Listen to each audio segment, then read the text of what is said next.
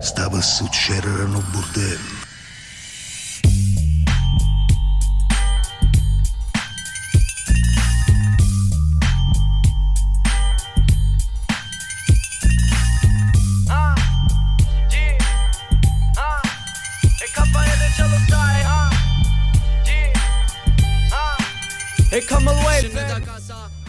That's kind of weird. And I'm like, yeah, well, to you it's weird. To me, it's natural. It's a Wonderful Life. It would be weird for me because, you know, although I know the movie and it's a classic movie, I'm not into it like that. But, you know, I didn't even think about it, to be honest with you. When I named her Zuzu Petals, I only thought of The Adventures of Ford Fairlane. I wasn't thinking about It's a Wonderful Life. I only realized it after the fact. Must be really fucking crazy for you to be working with Dice now. I mean, with him having been working with Dice. Your favorite, one of your favorite comics growing up. He was one of my favorite comics growing up. And you're naming your dog after a character in his movie. I've been in the business over 15 years, and it took me about 13 years to meet him. And, you know, we had been in the same room before. We had been around each other, but we never really, got introduced formally or really hung out. So one night he stops into the stand, and he actually sought me out. He wanted to meet me, you know. So he wanted a favor or something. No. I think he came in mostly because he had heard about, you know, the passing of my partner, and he wanted to kind of, you know, give his condolences but also I think he heard I was a fan, and he just was curious, you know what I mean?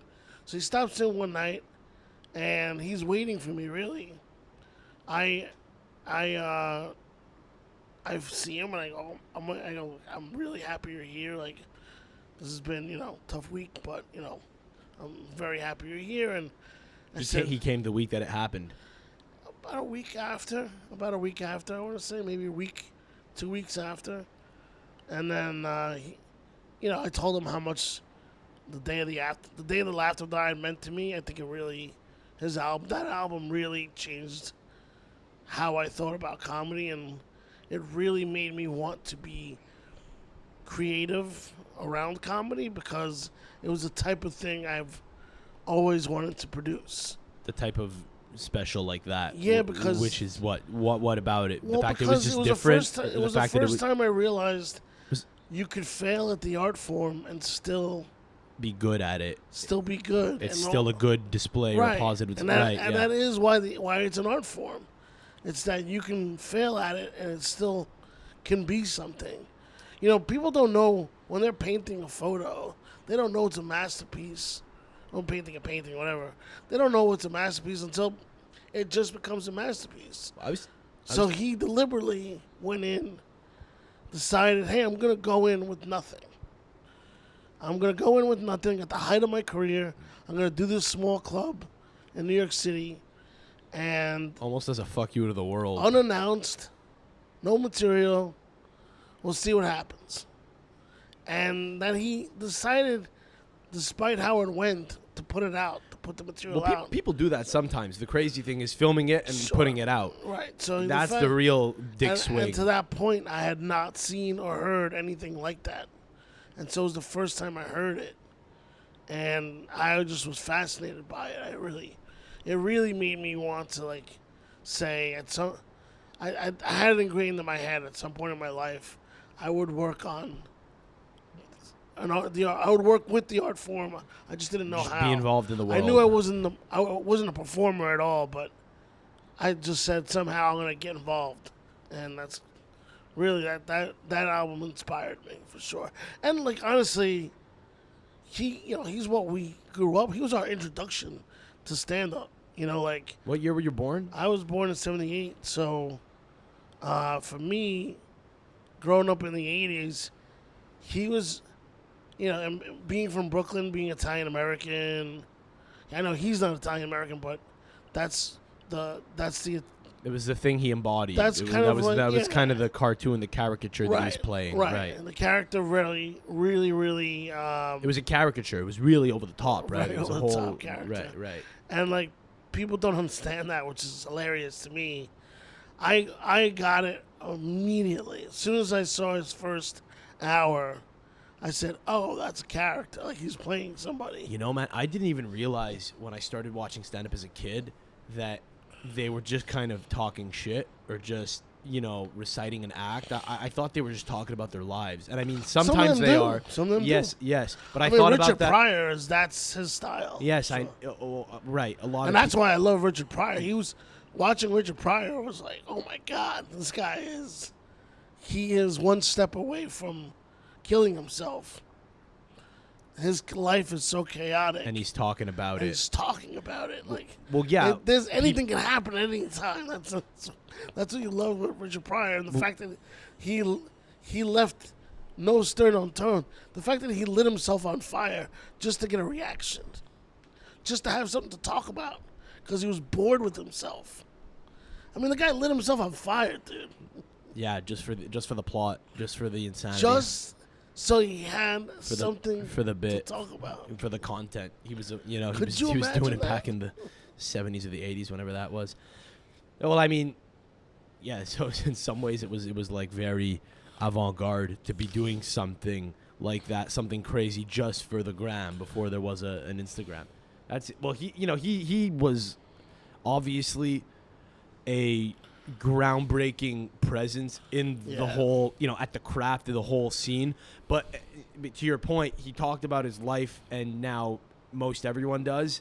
And I think in a way that he influenced. That's not abnormal. But my point is, when I was a kid, I couldn't discern it. Like, I remember being 12 or 13 and watching John Panette, who like, in hindsight, Who has jokes. Yeah, and he doesn't talk about himself. Right. But he kind of like talks in the first person. Right. So again, he's not like a guy who I look to now and say that's a guy who I'm trying to be like, because he's a little like, that's just not me. He's more like, for the masses, and he was like beloved for that. But when I was a kid, he was the funniest guy. So when sharp. I was jokes 12, are so sharp. like, let me give you an example of who he was for. My aunt and uncle were going to see him at JFL, and my cousins were really excited about him. Just, a regular family are really excited about seeing a guy like him. He was clean, which isn't me. But I remember being 12, I thought it was so fucking funny. Right. And I couldn't discern reality from, like fiction. I didn't even I was just so transported by it. And in hindsight, I don't know that I necessarily saw that and thought, I want to do that. That came later. But I do remember watching him and thinking, I guess I wasn't even thinking. It was just like an unconscious thing. He would just take me on the journey like a good comic is supposed to. But it was like one of the first times that I remember it happening. Him and Joe Avati, actually, believe it or not, were like some of the first guys who I just saw on the internet. Who are neither of whom are my personal style nor taste now in who I think is the best. And Avati seems like a nice guy. I've only met him online. He's been nice to me. He seems like he's not. We're like, he's not doing the thing that I'm trying to do. He's doing a very different thing. But I remember him and Panette in particular would tell these stories, and I could never discern whether or not they were real or not. He would talk about how he would, be eating in an Indian restaurant, and he had to shit right away after eating the curry, and he goes to the bathroom, and he's like, you could hear Indian music coming from the bathroom. And it was like so stupid, but I actually thought he was recounting a real story, of a guy who was shitting, and that was the noise. Sure. I guess you're not really thinking, well, did that really happen? Did that really? Well, is that a real story? You're not thinking it. You just get transported. There's always a little bit of an embellishment sometimes. Yes, of course, but again, I remember seeing that and thinking, I remember actually seeing it and just being transported and not thinking. That's sort of the point. Now I watch and I say, okay, I see what he's doing. And even now, I think some people do understand that, okay, obviously, when John Panette says he went to the Italian restaurant and little Timmy, who was too skinny, died because they kept feeding him, that's obviously not true. But I do think that to an extent, you have some people that'll just go to watch stand-up that aren't even thinking about how the sausage is made. Most people aren't, and they're just taking it for what it is, and they're letting this guy take you on a journey. It's just interesting to kind of now see it from a point of view where I'm kind of on the opposite side and thinking about it more theoretically and philosophically and analytically. And I remember it was so much more innocent back then. I just watched it and just was taken for a ride, And it was a time where you could say anything. It really was a time. Back where when, no when the Dice days, you mean? Dice, prior, even Panette, the mid to late 80s, early 90s, there was no cancel culture. Well, no. There was no. That's very recent. There was no. And it's going away. There was no cancel culture. There was no. You can't say that. Well, Although they tried to. It was kind of the job of the comic to be that guy. You would argue it still is. I think it's a little fucking gay when you say, "Oh, it's his job to be." Andrew Dice Clay got hurt by it a little bit because like MTV banned him for doing a joke. But that made him cool. And my point is, I think, to my point, that's kind of his job. That means he's doing it well. And I get that it's a little, it comes across as a little stuck up and weird, and pretentious to talk about what the job of a comic is. I think it's really stupid. I think people that talk about that are really annoying. But you do have to kind of look at it, as objectively as possible and say, well, what's the point of, like, who are these people? I mean, largely they're doing it for themselves. But I guess the thing they serve is they point stuff out that everyone thinks, and they serve as like social assassins, almost in social commentators. But the point is also that, I think people understood for a long time that this is what a comic is supposed to be. He's supposed to be a little edgy. Then that kind of got lost recently. It being okay if they are edgy, and also back then. No one would dare challenge some of these guys because they would get eaten alive.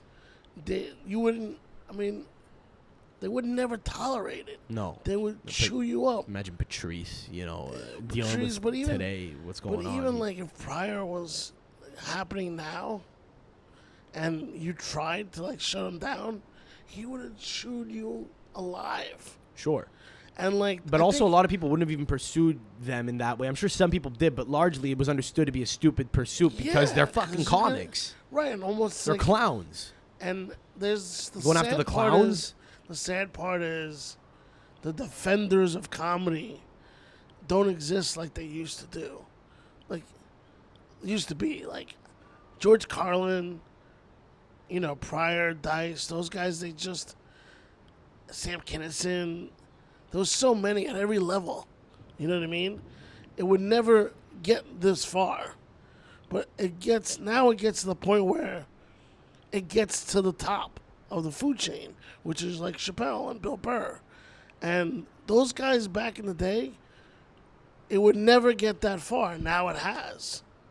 It would stop at like the younger, smaller comic level.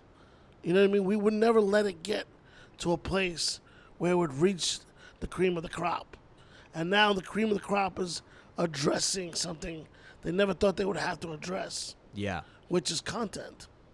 And, it's a little strange to me to see those guys have to defend comedy all the time now. And it's really, like I said, it's 2 or 3 comics and that's it. I don't even want to talk about this stuff regularly. It's like the way that it's just the way that our conversation's gone. The fucking mics were hot and we just started talking. But the fact that it even is a consideration is kind of stupid. You know? Yeah. I'd rather just sit here and talk about how stupid I look, dude. Dude, I fucking shaved today. I went back to my place after being here all day. I decided I'm gonna take a little bit of sun on my face the last few days. You look like a burn victim. A fucking tan line on my face, dude, above my lip, because I thought I looked like Freddie Mercury with just the mustache. So I shaved it. You look like your face got burned. Such a mistake, dude, getting rid of the mustache. But I heard Dice give some other kid advice one time at the club where he was saying, no, you're good. He was saying, you gotta shave. What are you doing? And that, to your point about him playing a character, I mean, he's really nice in person as a regular dude. He's like, all right, young guy, how you doing? You're doing that's great. I think you should shave. I tell you what, if you shaved, you'd look younger. Everyone's trying to look older. What's going on? Is that wrong?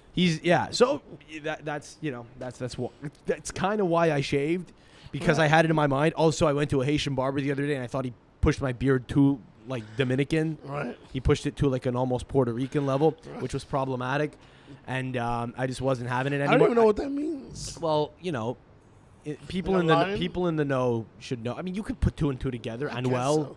I don't know, reggaeton I guess artists. I have to pay more attention. I actually told him. I talked about this on the pod last week, but I told him don't touch the beard, and he did it anyway. And I was really happy when I left. But the way it grew in, I knew like this is a mistake. He did it lower than I would have. It looks good for a few days, but I'm playing because I know the beard thing. I cut hair on the side, as you know, right? It's like a thing that just a random side quest that I've kind of like fulfilled or achieved. I don't know, completed. Usually like I learned how to cut hair.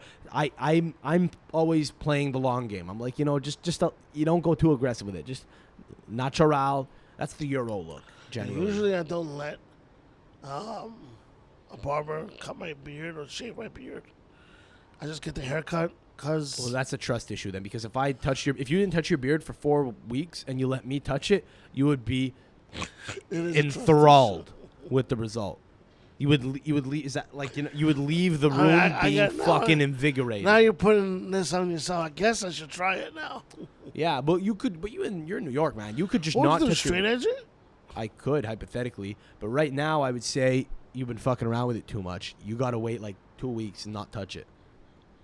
Let it come in. You could go to a barber back in New York when you get back. If you don't touch it between now and when you leave on the 12th, you could go to see some, most any competent barber. He would have you feeling fucking great. I mean, you've been going to a guy since you were like in high school. You told me. Do you not trust him to do the beard then? I guess I would if I what the wanted. fuck, It's just like, But it's not a given. A lot of people go to a barber who they like because he's their guy, but they also don't trust him, and they know his limitations, and you kind of accept it. I've been to barbers. The thing where I just always done it myself. He's offered. I just always say, nah, it's all right. Well, you're a bigger guy, so it's a different thing. It's a whole different thing. The way it works, like on your face versus my face, is very different. And either way, you have to respect. You have to like be mindful of the nuance of the face shape and where it grows. So, yeah. So the only way you can really know is by not touching it for like 4 weeks, because it grows differently on every given person. I haven't touched it now. It's about 2 weeks. At all. You haven't even fucked with the line a little bit, because when I saw you last week, don't lie to me, don't fuck with me. When I saw you a week ago, when you saw the me line when was you first fresh. got here, I had gotten the haircut like 3 or 4 days before. Okay, but you had been fucking with the line. I could tell. No, that guy did.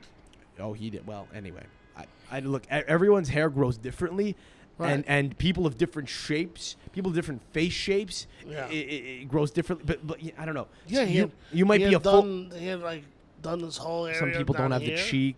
Then he did it's patchy. this. Anyway, so yeah, I look fucking nuts right now, dude. I look fucking insane.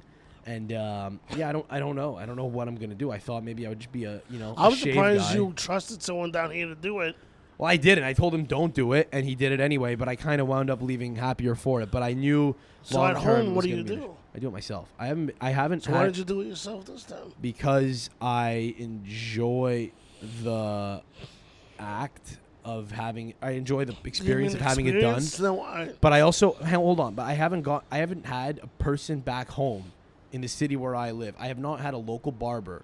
I still have a guy who I consider my barber. I just don't see him anymore. I haven't had a guy in Montreal, because I'm getting to that. I haven't had a person cut my hair in Montreal in almost probably 2 years. I think the last haircut I got prior to this Haitian guy was in Italy 12 months ago. I do it myself. And the reason I didn't do it here is because it's a whole production.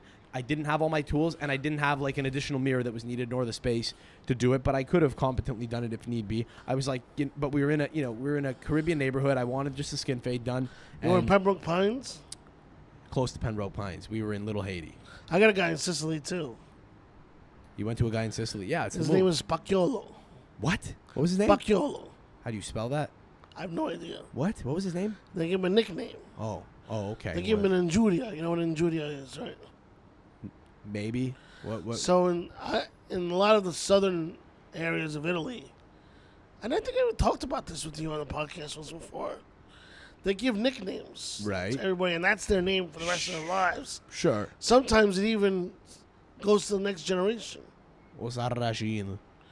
So there's a guy. Fucking no, but for example, you watch Gomorra. You watch Gomorra? Yeah, I watch Gomorra. Yeah, Uomo Nacel, L'Immortale. So I know this guy. His name is Franco porco-incinta. Right. You know what that means? The way you're porco-incito. Yeah. Is that Sounds okay. He looks like a pregnant pig. A little pig, yeah, little pig. Say a pregnant pig. A pregnant pig. What? Porco-incinta. Right. Porco-incinta. Yeah. So he did. What's his name? Franco Porco-incinta. Porco-incinta. And I thought Is that his family name or is that his nickname? No, that's his nickname. Oh, so it's Walnuts. It's Polly Walnuts. I thought that was his real name because I'm like, oh, right. Who has? I mean, it's a weird last name, but I've never seen. like who? I've never. It's kind of strange, but whatever. And then I meet his son years later, and his son's name is Rossi. Gaetano Porco-incinta. I said, oh, then it is his last name. But then my cousin goes, no, that's... Oh, the nickname is inherited from generation to It's generation. inherited. And I went, wait a minute, how's that possible? That's how family names used to work. Back in the day, you'd be the blacksmith, and you were just, hey, Smith. You were the hey, blacksmith of Partanna, Sicily. Yeah. By the way. Yeah, right. No, that's how that happened. That's it. Paola was at Starbucks the other day. She saw Partanna oil Correct. at Starbucks. So what's happened is... You were talking about this a few weeks ago when you were last on. This guy, I forget the guy who founded the Starbucks. olive oil coffee that they're pushing. That fucking Fuchs shit. He lies, makes this big announcement that he's going to have this new line of drinks. And it's all because he spent the last 5 years going back and forth to Sicily. Because he says Starbucks was created because he was inspired by cafes in Milan, right? That's how Starbucks was created. And they have Starbucks has nothing to do with Milan coffee. No. So now this guy goes and says Sicilians drink their coffee with olive oil. Well, do they?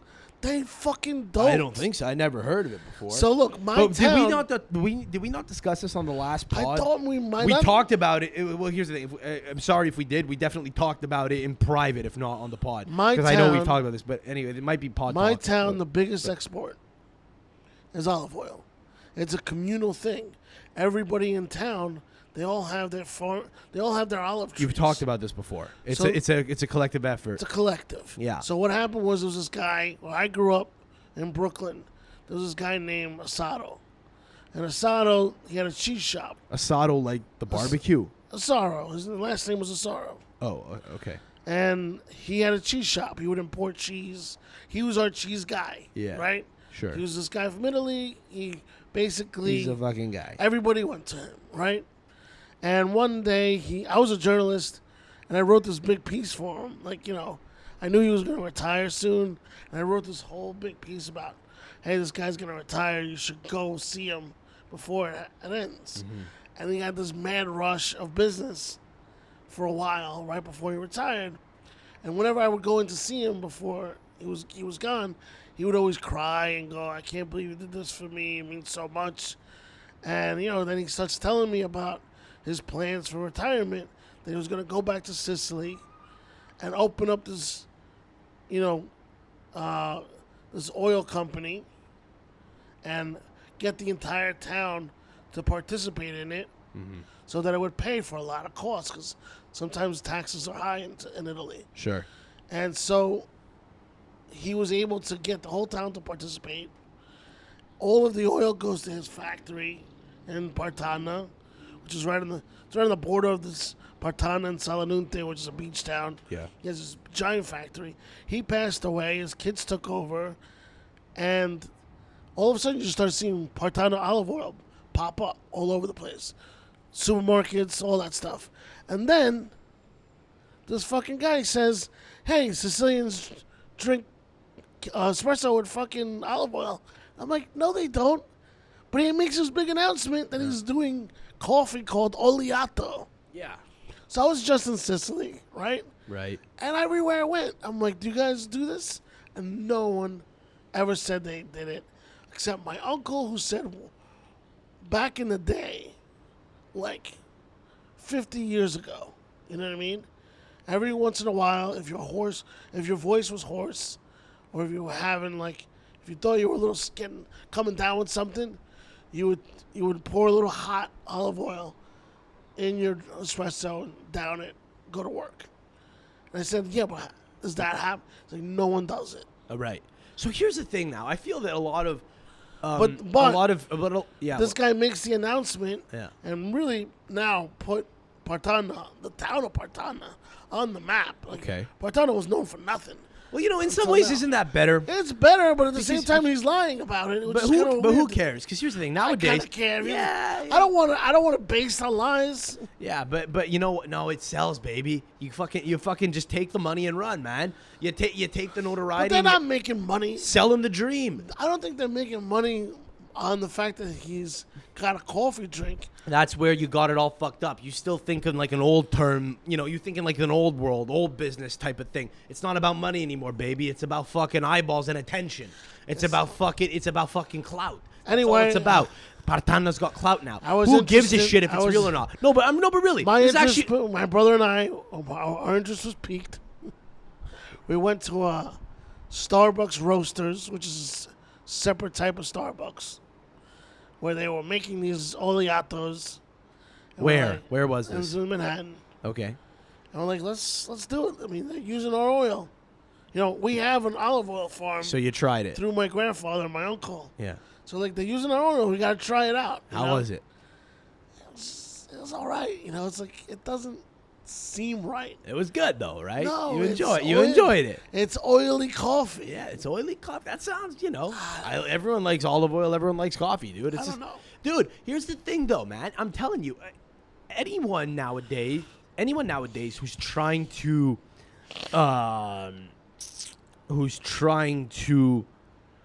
you know, it's like we've done everything. It's like everything's been made. So you gotta bring new shit but to that's what I'm market. saying. You gotta bring new shit to How market. much fucking Papi. weirder is it gonna get? But again, you know, people now want to consume stuff that they feel is artisanal. People want to consume stuff that they feel is tasteful. So the idea of having this really niche coffee that they make in this one little region in Sicily, which Yeah, but who may or really- may not be true. It but doesn't here's even the- matter here's whether the it is or thing. isn't. It's a thing that a feel guy like- heard about. It's a thing that an American guy went to Sicily and heard about once Who and was really like, gets rich here? We're talking about Starbucks is the one that's getting rich here. yes. But they're selling. Yes, exactly. But they're selling the idea, baby. That's all it is nowadays. Listen, I We're hope just it helps the marketing a sales. fucking idea. I hope it helps the sales of olive oil.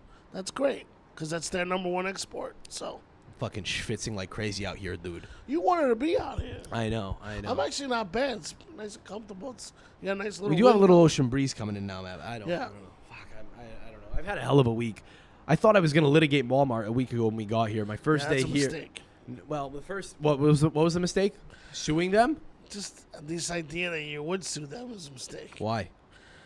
Because you don't really have a case. Why don't I tell people what happened? We went to Walmart to do our grocery shopping, and the girls bought beach chairs. Which is right off the bat the worst place to go. You don't go to Walmart. I don't like what a snob you've become. I don't think you understand. I don't think you understand. There's different Walmarts. I don't think you understand. You go to Walmart in the New York, fucking- maybe it's nice. You No, go it's to better. Walmart, No, it's better down here. You go to Walmart in the armpit of America, you are just. Is you're this the yes. armpit of America? You're basically saying, I want to. That's the most fucking New York thing you've said. I If you wanna go in be- New York, it's good. Anywhere else is a fucking armpit. Miami's the armpit of America. I want to be amongst the trash of the world, and really go to the worst possible place, Walmart. I've said that. No, that's what you're saying when you go to it. Oh, but I think I've said that pretty openly. I I'll said I tell like you the what- trash. I said I want to feel like American don't. trash, I and went- then I'm gonna go home in 2 weeks. I've been to that Walmart once. Yeah. And I can tell you that one experience made me realize never to go to Walmart. Let me ask you a question. What do you think your labor force is? What do you think the fucking comedy world is backed off of? It's built off of the back of fucking broke people that go to Walmart not and saying- buy fucking shoes at JCPenney and Listen. eat at Texas do Brazil if they want to fucking To each splurge. their own. I'm just You were- telling you. Chris was shitting on us the other day because my buddy and I went to go on, a Texas. Brazilian chain restaurant, a churrascaria, which was a chain instead of a more haut de gamme one in Fort Lauderdale because we Hell- didn't want to drive and we has- invited you to come and you were incommunicado, your phone was fucked up and It's you not- couldn't lobby for it, so we just went to the cheap one. It's not something. I don't begrudge you for going. I'm just saying I can never go again. Yeah, right. You understand how that I sounds, can't go right? to Walmart. Yeah, but my subjects, the serfs Serfs. the serfs who get up on stage and do open mics and shit and make no fucking money, let them go. I could never do it. I don't know how they do it. When But you're not saying it in a way that's When noble. I know there's a better option, I'm gonna go to the better option. Yeah, Yeah, I don't know, but I've kind of developed a taste for trash in the last 2 years. That's not good. Why? I enjoy getting shoes at TJ Maxx now. Oh, that's fine. You can do that. I enjoy having I enjoy But just here's going to the an all-you-can-eat problem. buffet. I enjoy But here's going to the problem. I enjoy going to an Then all-you-can-eat here's the buffet problem. with my friend that and saying means we're going to put them out of business. Hang on, and then it's the whole meal is a war where you're not actually enjoying it When you because you're choose fucking going to this- feel terrible. You're not going to feel well. When You're you like, if we choose don't this way leave of feeling life- horrible, we've failed. When you choose this way of life, you can't turn around and say, I'm going to sue them. Well, no, I actually think that shopping at these places is great because there's a chance that they might sell you dog shit, which enables you to sue them. We live in a very litigious society, or you do Can't down here. be disloyal by saying, A chair broke. My girlfriend is I 5'1", and she fell through a chair, and it lacerated her leg. And she, I wish she'd gotten stitches or something.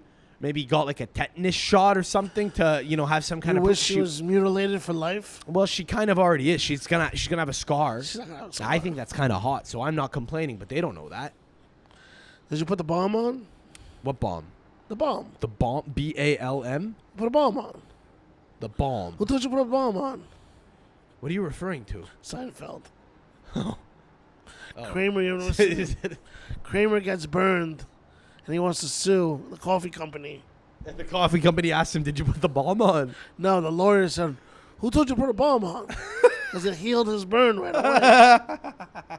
Because he's like, now they're gonna want to see your scar, but you can put the bomb on, and the scar is gone. That's what I told her. I told her we need some kind of medical proof though, because That's right. You need a I foot said, Walmart with a bill. I said, what did I tell you? I told you, you're gonna have to go to the doctor. You're gonna have to go to the emergency or urgent care. I'd have milked it because you can't do it to yourself. You gotta hope that it happens. You gotta just wander through life and hope that at some point you might be so lucky to be blessed with an injury like that in the United States. You may be able to get a settlement for a scar because it has an emotional effect for the rest of your life. Sure. Yes. Yes. But exactly. you had to go to urgent care that night Right. because you had to show. And if I had taken her to urgent care, she might not have lived to tell the tale. Right. Verzi has a really good joke about it. Actually, he says he went to urgent. He was depressed or something a couple years ago, and he goes, I got one takeaway: don't go to urgent care. They will kill you. Because they just load you up with shit. Yeah. I mean, I'm not doing the joke And justice send you at all. home, It was a no. whole setup. But he was Urgent care's job. The punch was urgent care will kill you. Urgent care's job is to send you home, not to keep you there. Yeah, I mean, They're not a hospital. I mean, listen, that sort of trash, that sort of experience, that's the sort of American experience I could do without. But going to a buffet, when I know that I could, when I know that I'm a guy who actually can take, because some people go to buffets, don't taste the difference between Chima, an haut de gamme Brazilian spot, and the place that we went, the What the fuck are you chain guys talking with 50 about? locations and franchises throughout the United States. Some people can't tell the difference. I can. I gave enjoy Sam- it. No, but listen. Some people go on a cruise and it's the best thing they've ever done in I their gave life. They Sam- think it's the best thing they've ever fucking experienced. They can't tell the difference between that and a high-end place. They don't deserve nice things. I do deserve nice things because I can tell the difference. I just sometimes like the idea of going to the shitty place. In the words of a friend of mine, an acquaintance, when referring to women, sometimes I enjoy the uglies. You could relish it. You could relish I it for gave what it Sam is. About 4 or 5 recommendations. He's gone to none of them. Well, yeah, we lost touch the past couple days. Your phone What does that have provider to do failed with, you. What does that have to do with anything? I invited you to our house for I Cacio gave Pepe. I gave you 4 or 5 recommendations. You've balked on all of them. You gave us like I gave you 2. Greek. I gave you a Brazilian. I gave you I think that's it. the bakery. We tried to go to the bakery. Turned out it was a Georgian restaurant.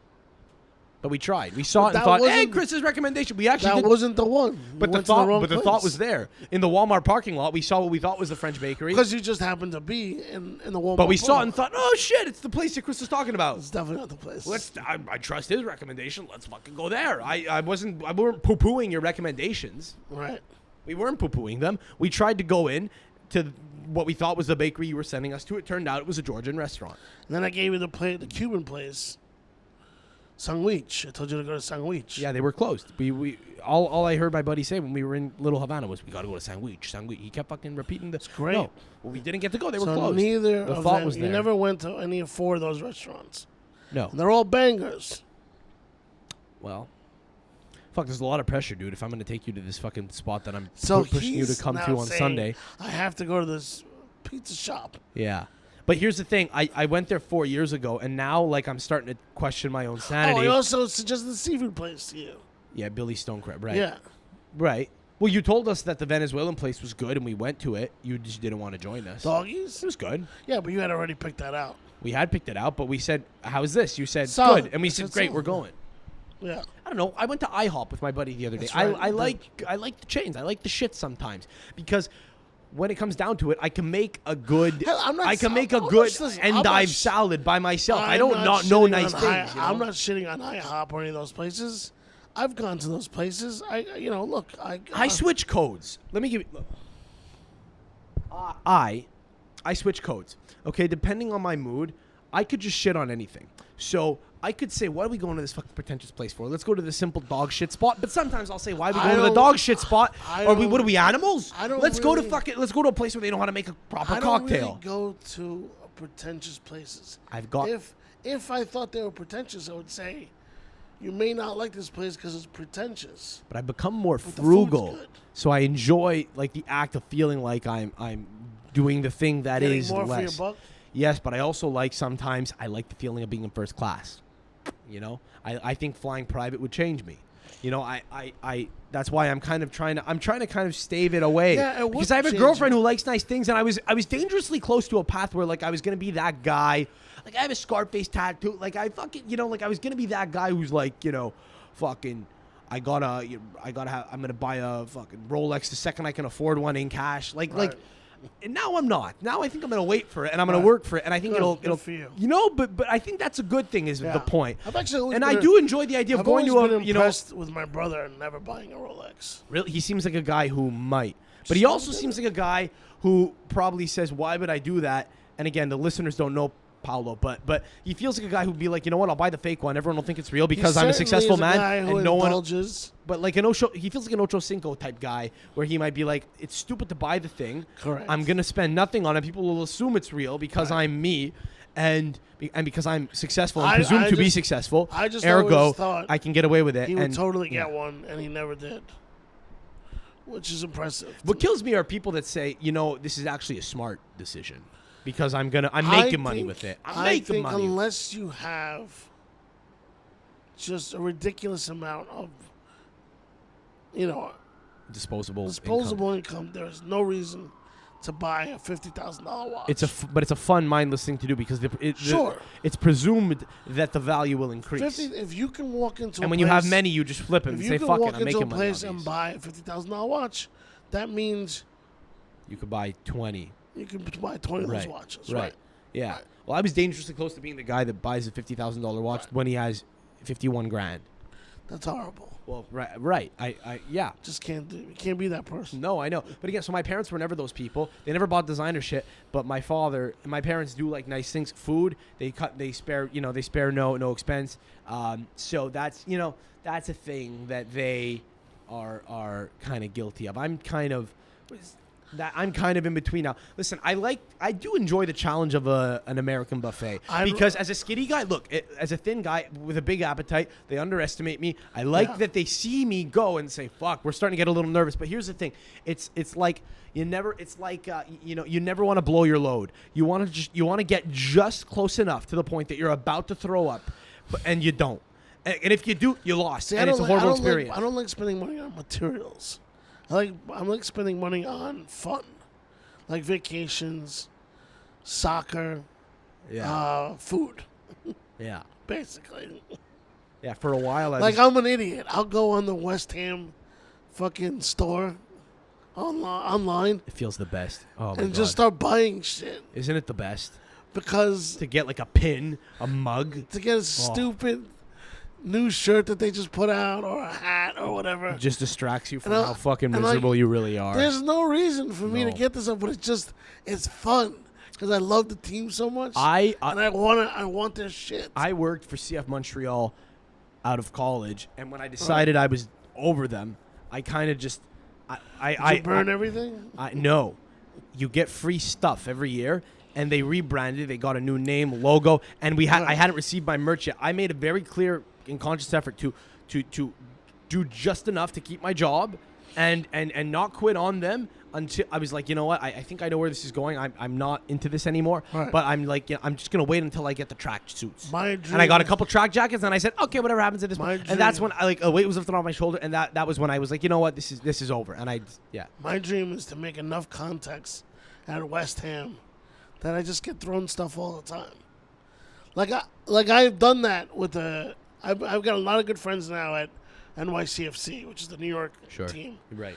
And I've actually strategically figured out a way to take my comedy club and partner up with them, where they do events with us all the time. Right? Has it worked? Yeah, we do stuff with them all the time, and the guys there always throw me stuff all the time. I love it. It's great. Yeah. They even gave me a championship ring. It's nothing to that. They did? They did. Fuck off. They said, you guys are such a big part of our year. Here's 2 rings. They're giving those away to anyone, aren't they? No. Didn't Alexis get one? Alexis got one because he works for them. Okay. So they gave me and my brother a ring. Fuck.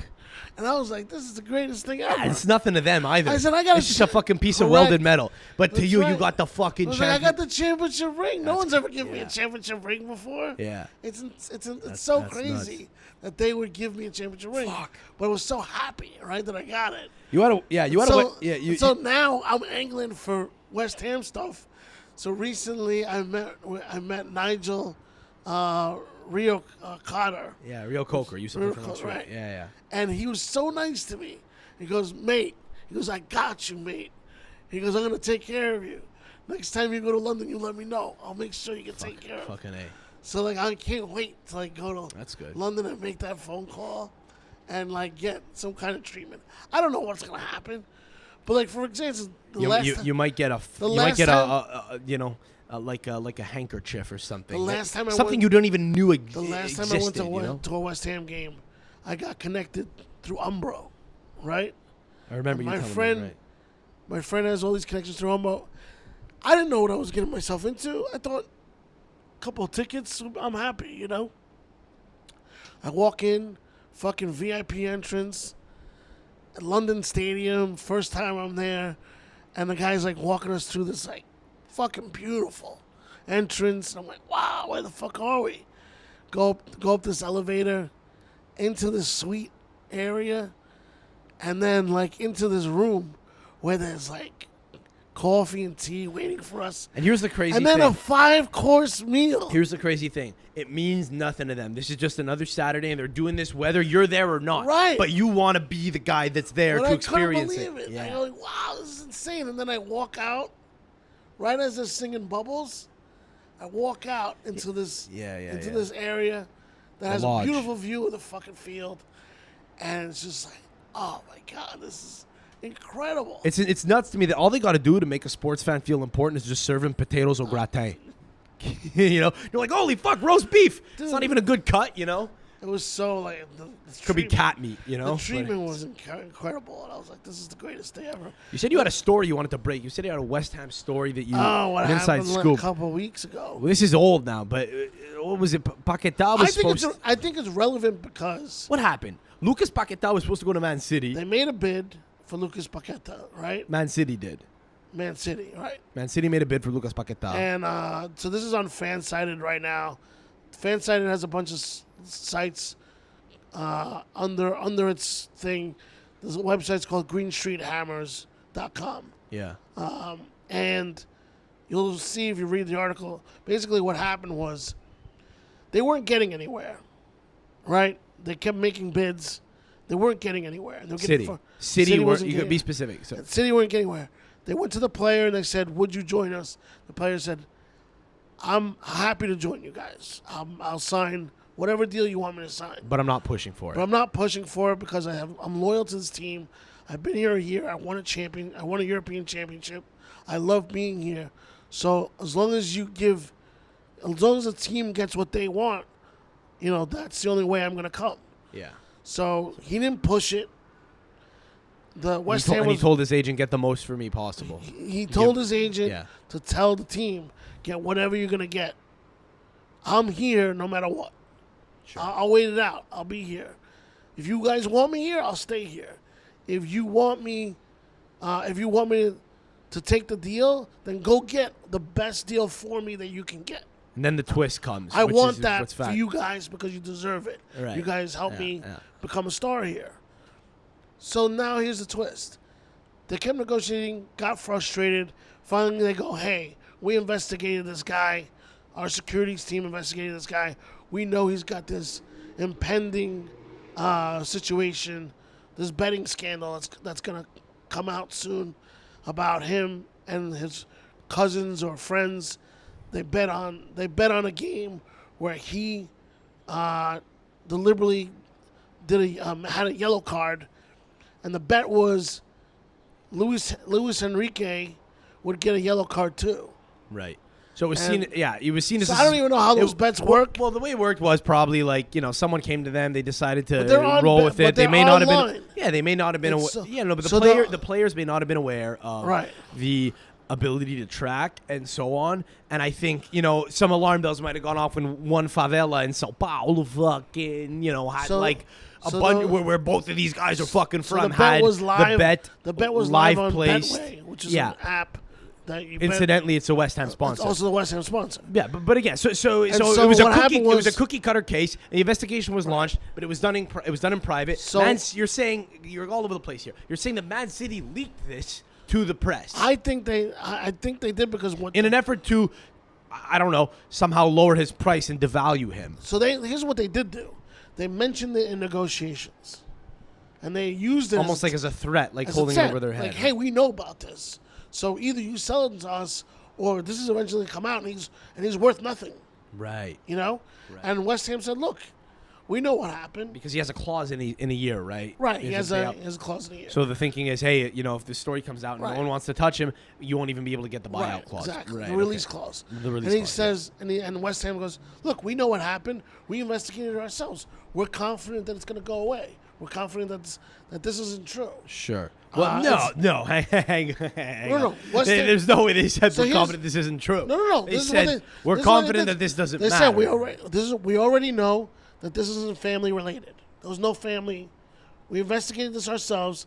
There's no family related into this. Investigated So it themselves, not to punish the player, but to know what the backlash to know should what be the upon. back. Of course, they Right. gotta, Like the NFL, NFL gathering the facts on Absolutely. Ray Rice before it went what, public. What happens is the FA tells the team, hey, we're putting this guy under investigation. Here's what the charge is. We'll let you know when we want to do hearings or when we want to charge him with something. So the guy is still like nothing's happening yet. But now Man City's threatening, right? So West Ham says, make your last best offer. I'll fuck off. So they make their last best offer. West Ham says, we're not interested. And fucking the next day the story is out. Right. Daily Mail, no less, which is Right. a gossip fucking paper. And then West Ham said, pay us $100 million, pay us even more than you were going to now. If you want. And they go, wow, you guys actually went there. This is the conversation. You guys actually went there. Right. There's no money now that you can pay us. And he remains there to this day. And he remains there. Deadline's closing at midnight. So- So where did you hear this? So again, this is a fascinating. So I it's have an a interesting source- story. This happens often in football. It's fun to actually hear it happen. Or it's fun to hear about it happening because it's a thing that we kind of suspect happens. It's a thing you see in movies. Right. Fucking like dirty negotiations and so on. What's your source? Who's telling you this shit? I have a source. I have a source at the FA. I have a source at West Ham. You have a source at the FA. Yeah. You're a comedy club owner. I still keep my journalistic, Fuck. things going on. I still get introduced to people. And, It must have driven you crazy when that journalist went after your livelihood for that, that he's- thing. Was it some comedy writer came out and just somehow connected dots he that weren't says there? he was a about, comedy writer. Really, what the kid was a comedy blogger. He was, Right. and he would go after labor issues in comedy. That's how he started. Delightful. And then he started, for some reason, going after us, saying we were, abusers.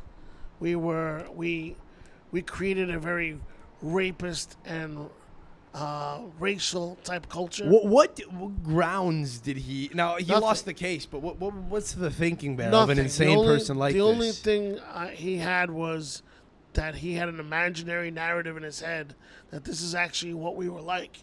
And I spoke to him on the phone once. So he might have been a schizophrenic almost.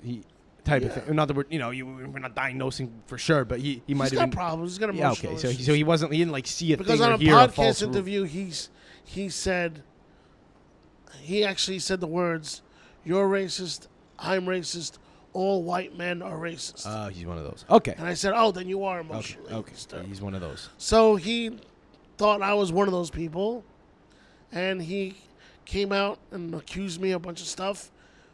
Went down a rabbit hole on some kind of website or message board where someone pretended to be me, and he ate it up Was someone actually pretending to be you? because they knew it was him. He was on a message board undercover, thinking he was gonna get information. So someone decided to fuck with him. So someone decided to fuck with it, and he went for it. And I said, it's the oldest trick in the book, I told him. I said, if you release this information and tell people it and pretend this is me, Your journalistic integrity's gone forever. I said, I'm Because going to I'm fucking gonna sue you. Yeah. And he goes, I told him straight up, do not go down this rabbit hole. You're going to regret it for the rest of your life. And he wouldn't listen to me because he hates me. And okay. And I was being honest with him. I said, look, as a former journalist or as a journalist, I've been down this road before. Yeah. And I know it never ends well. So you know what? This is funny. This is exactly what I told Walmart when I called them later that day and said, "You guys don't want to do this. I will sue you if you don't give us what it is we want." Hilarious. Yeah. Did you get it? We're in talks. We'll see what happens. We didn't even get to talking about the Azzurri squad. Anyway, I hate to do this. I gotta run for dinner. Anyway, we're like my- out of my time. We're like point- almost out of time here. my This is a good point- hang, but my point was- but yeah. So In that story, Man City did some bullshit tactics that I never thought a team with that size would do. I would never thought they would stoop down so low. why clubs definitely fuck around? I think to achieve an end. I think that this is the first time anyone fucking said no to them. Well, maybe, yeah, And I think- maybe because it is an ungodly amount of money for a player who they paid less than that for. I couldn't believe they were even offering that much, but I can't believe West Ham refused and tried to negotiate. because they love the player. Well, good for them. Good for all parties involved then, or good for West Ham and the player. I'll Good, say this you know. quick about the Italian team, and then we can get out of here. Yeah, well, I'm gonna talk about it probably like, actually, shit, fuck. This is gonna come out Wednesday next week. I'm still surprised that Immobile is on the team. I'm sorry. Well, look, we'll say this quickly, okay? Fuck it. At this point, I'll take a 2-minute shower and I'll fucking that's it. I won't fucking scrub my shoes and we'll get out of the house a little quicker because I do want to get into this now. You got plenty of time. Listen, the next pod that's going to be coming out after this is going to be probably after both the games that they will have played or after one of the games that they will have played against Macedonia. I don't know how we're going to structure the pod in a week. I don't know. D-Lo just coming off of ACL surgery. Let's just fucking break down the team real quick. Like, the big omissions are, listen, Spalletti is the new manager.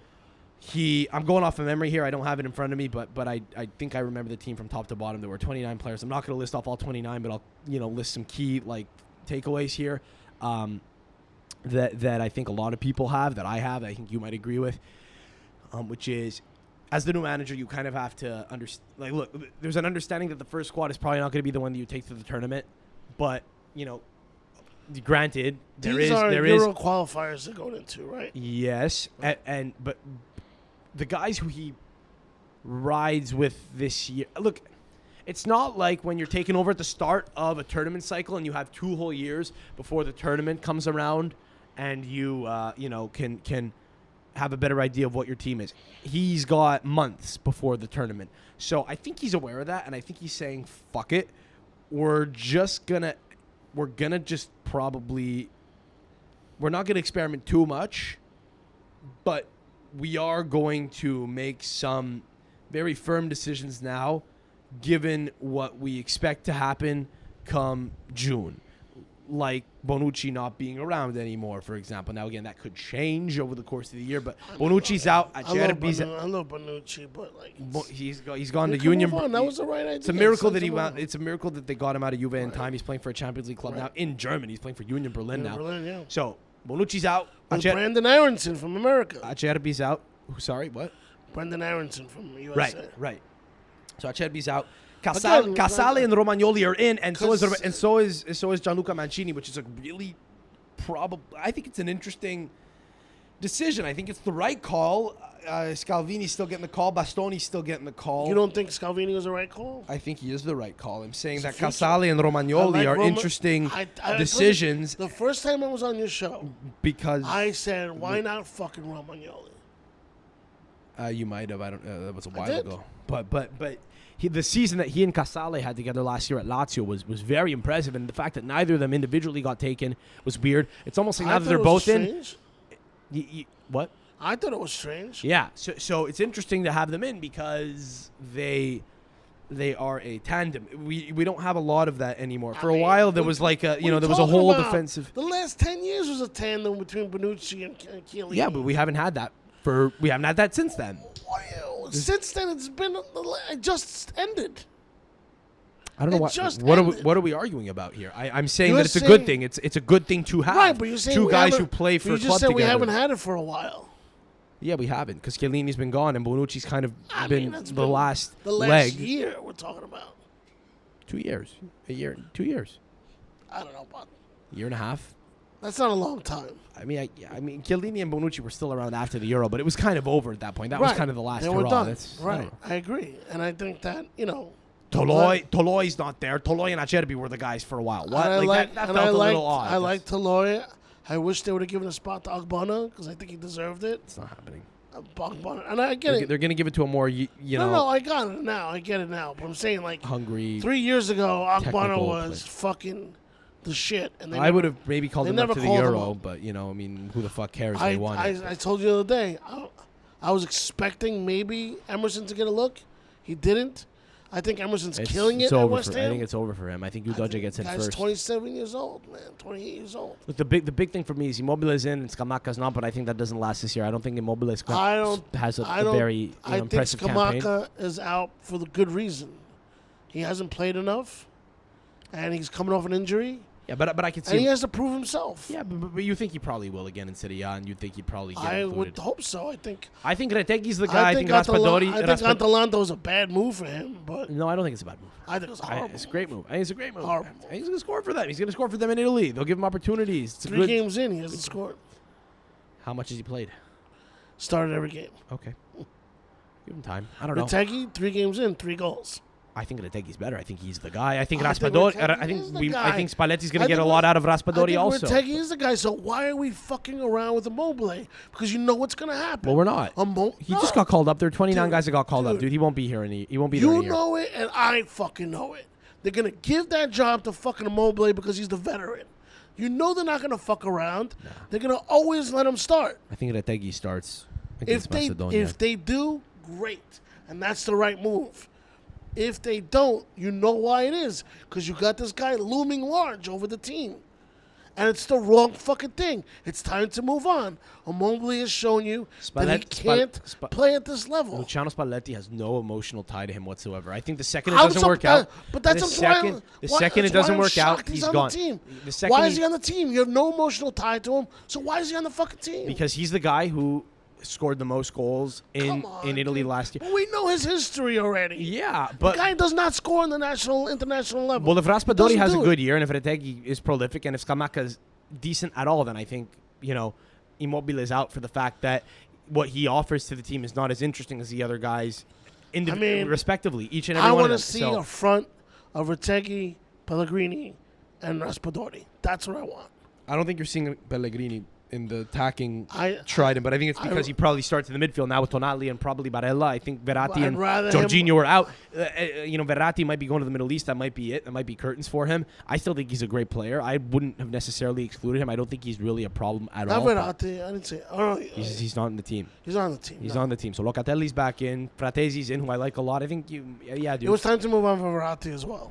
potential. It might be. He has a lot more to offer, is what I'm saying. I don't know that he necessarily has to go, but turning him over for new blood could work. I think Rovella winds up coming into the team at some point this year. That's just my opinion. Rovella definitely needs to be on the team. He's not in yet. Well, Pessina's I like in. the Zanolo's there. Yeah. So is Zaccagni. So is Gnonto. Gnonto kept the spot despite still being at Leeds. Which man for Matt, he might be just good enough to stay in, even though he's... Okay, game 1 next week, right? If Immobile is starting, are you gonna be pissed? I'm going to be upset, yeah, but I don't think it's going to last. And I think the second it doesn't work It's out, because Spalletti's looking to throw shit at the wall. If it doesn't work, I think he's trying something else out. When they had fucking Aberdeen on the fucking team 2 years ago. Remember how pissed I was? That was a year ago, yeah. You were I very upset. called you fuming. You did, and I said, relax, he's just here because everyone else is injured. He started the game. Yeah. He started the game. I couldn't believe it. I think he what came are we into a game. doing with Gabardini on the fucking team? Are we insane? Well, no, I don't disagree with you, but I have to kind of just... I'm giving you a guess, dude. I'm not the great Kresgen. I don't know what the fuck's going to happen. I'm telling you, I don't think Immobile is going to start. I think he's there for now. I think he is. And I think it's... We are... I think he wants to traditionally... see what... Traditionally, we fucking give over to these guys with big names. Can we agree that he's the only issue? Personality? We only care about him because he's the forward and he's meant to be the guy that scores. But every other decision that's been made, we like. Let's wait and see how he being Spalletti, adjusts. Decision.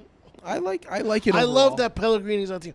I think Pellegrini. He's there. He's always been there. No, he got left off the last squad. What are you talking about?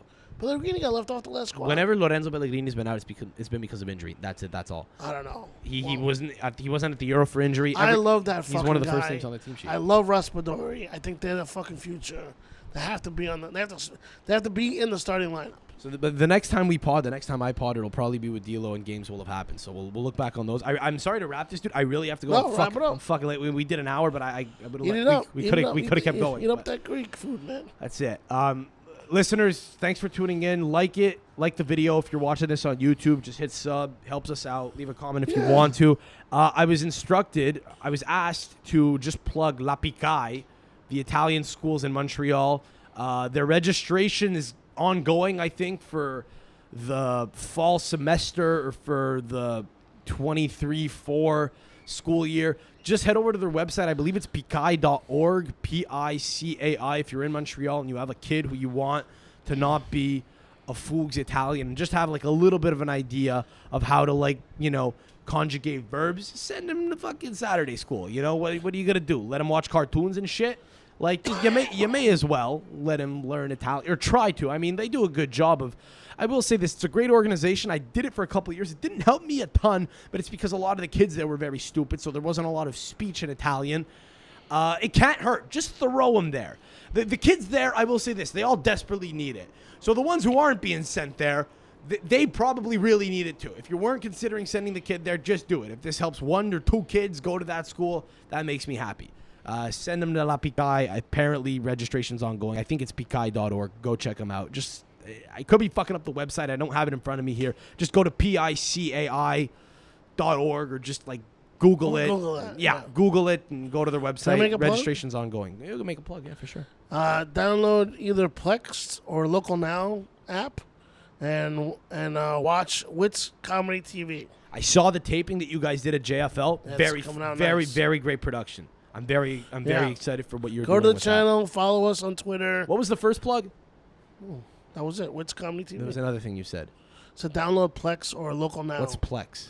Those are 2 of the platforms that it's on. Oh, okay.